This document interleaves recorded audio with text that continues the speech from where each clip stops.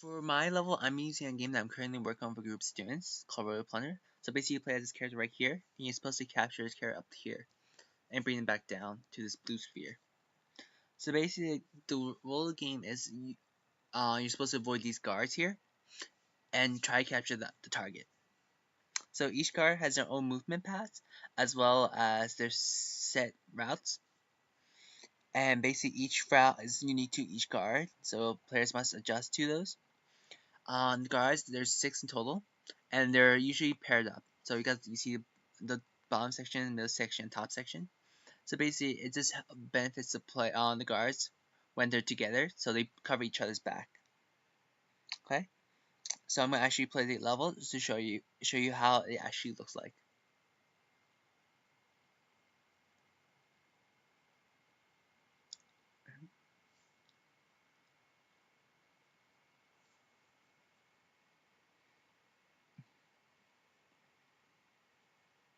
Okay, so you play as this rat character here, so you're able to move back, forth, left, and right, and basically, you're supposed to bring the target back to this blue sphere here, and you're able to collect items as well. So this is a gadget.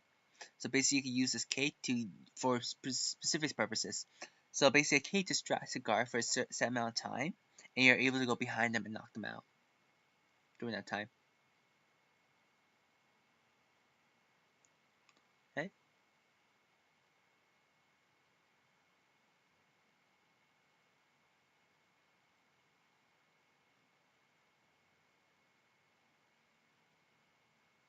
So as you see, the guards have these lights that's representing the line of sight, and basically you can use that to visually indicate where the guards are looking at.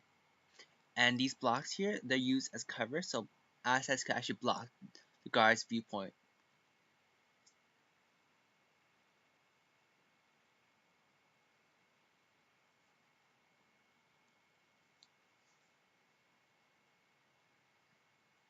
Okay, I'm going to leave kicking from the guard so you see the effects. So you see the green sphere turn pink. That's basically a visual representation of the current state of the guard. So if a guard's pink, that represents they're distracted. Green means they're maneuvering normally.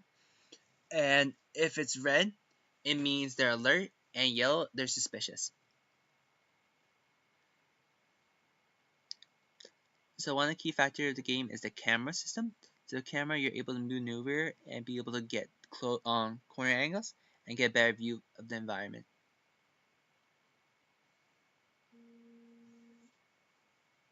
Okay, so we're in the last section here, and basically you try and capture this area.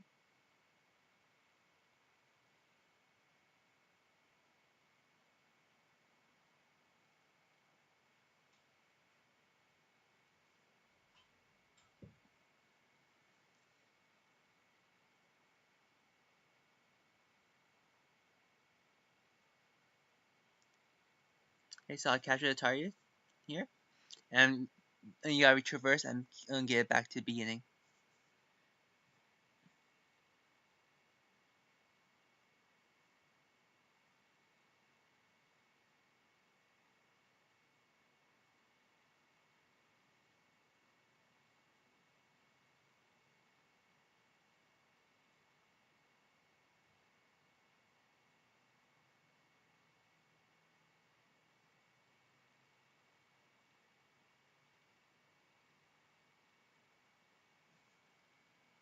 So here I'm stuck between 2 guards, and they alert each other, and I got captured.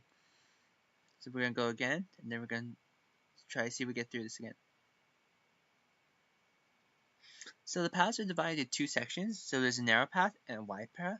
So this is a narrow path. You can see the hallways are thinner, and the one before was a wide path.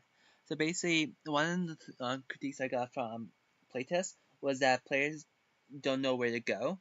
So I'm hoping the 2 paths will help just guide the players. So if you follow one specific path, both of them leads you to the target.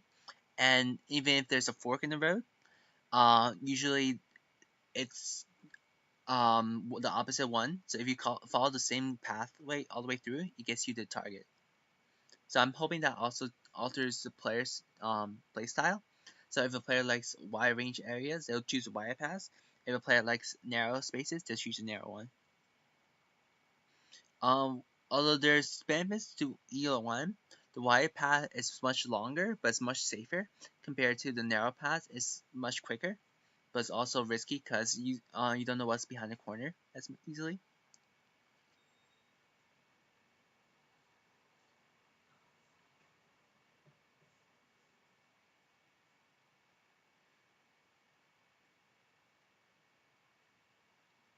So the target also has the feature of status. So basically, it's different from the guards. So when a target is red, they go to the closest guard, as you see here.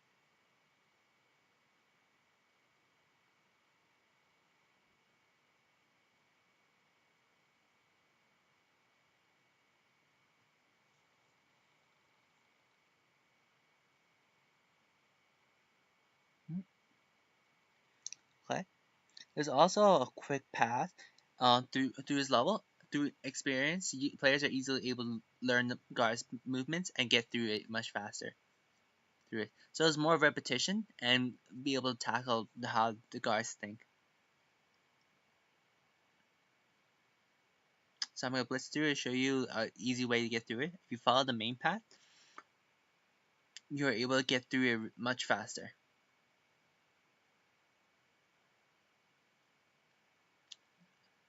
So you see, I avoided all the guards without even necessary to hide until this end point here is where you meet up with a guard and you need to wait until it's gone. So this is where the guards backing each other up is a huge key factor because if you eliminate a guard here, the another guard's here to get capture you. So you have to be careful of that. So I'm gonna do it again and then we'll go through it differently.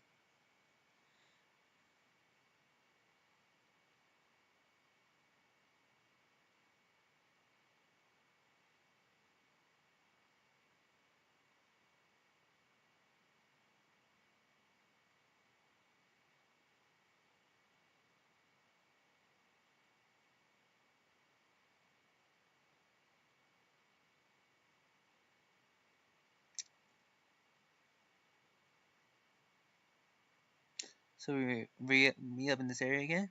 So instead of this time, I'm gonna wait until the second guard is patrolling and knock him out instead of the first one.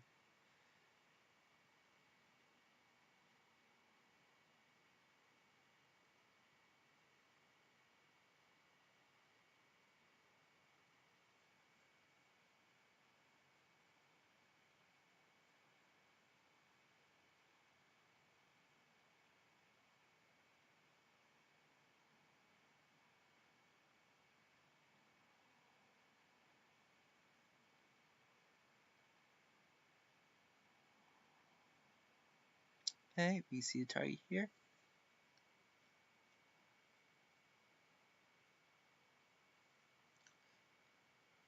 And we captured.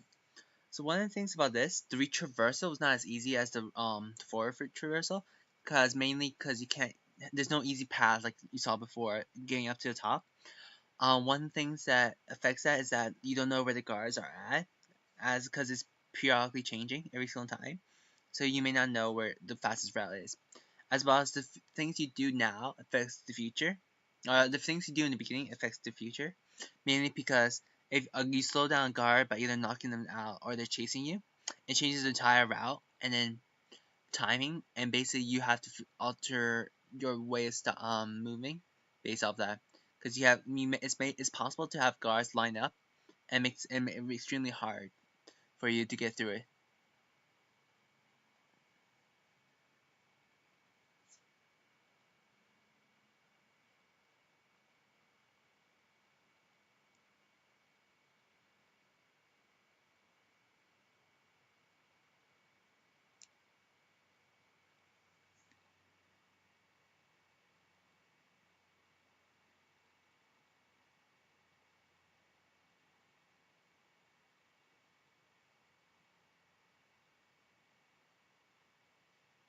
Okay, we're in the final section here.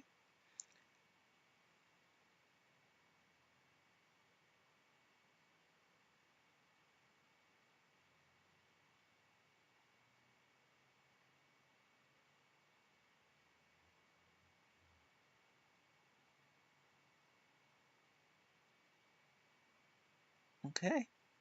And that's basically the game. Thank you for watching.